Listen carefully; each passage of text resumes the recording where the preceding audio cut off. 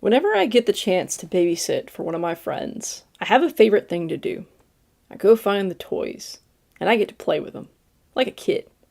No shame, I'm a big kid, I've accepted it. But one toy in particular completely got me hooked.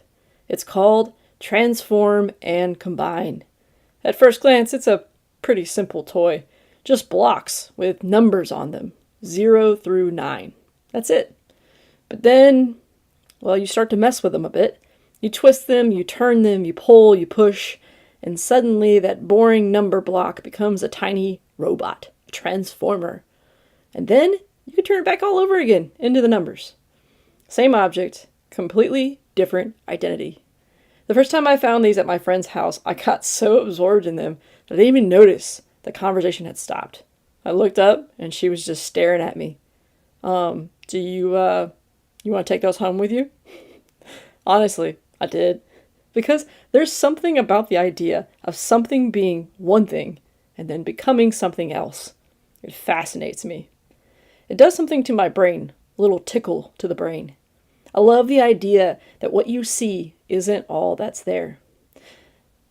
That with the right perspective, or just, I don't know, a little curiosity, you can uncover something completely different, hiding in plain sight.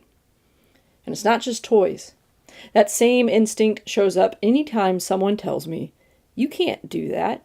It's not how it works. That's impossible.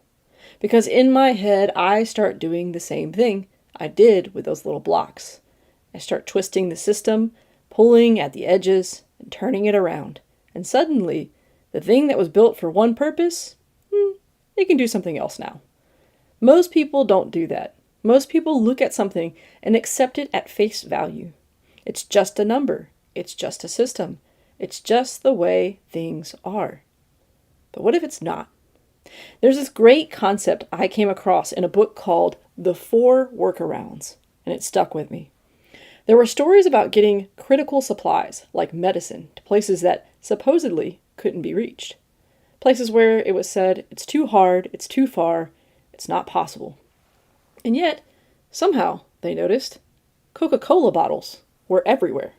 Glass bottles in a remote village in the middle of nowhere. So someone asked a simple question. What if we used the same system? And just like that, a workaround was born. They started shipping medicine using the same distribution channels as soda. Same system, different purpose. Problem solved. That's transform and combine. So here's what I want to leave you with today. At some point today, tomorrow, next week, next year, someone is going to look at you and say the following. This is just how it works. There is no way around it. It can't be done. And in that moment, I want you to pause just for a second and maybe ask another question.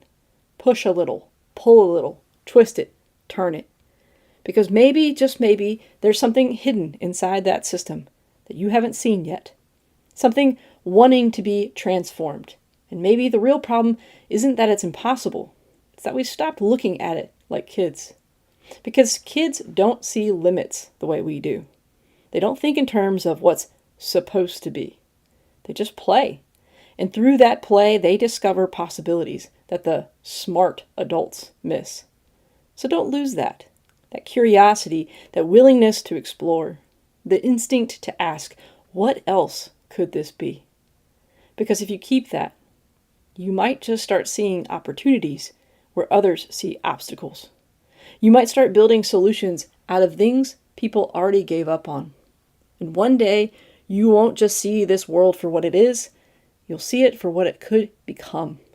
All because you were willing to transform and combine.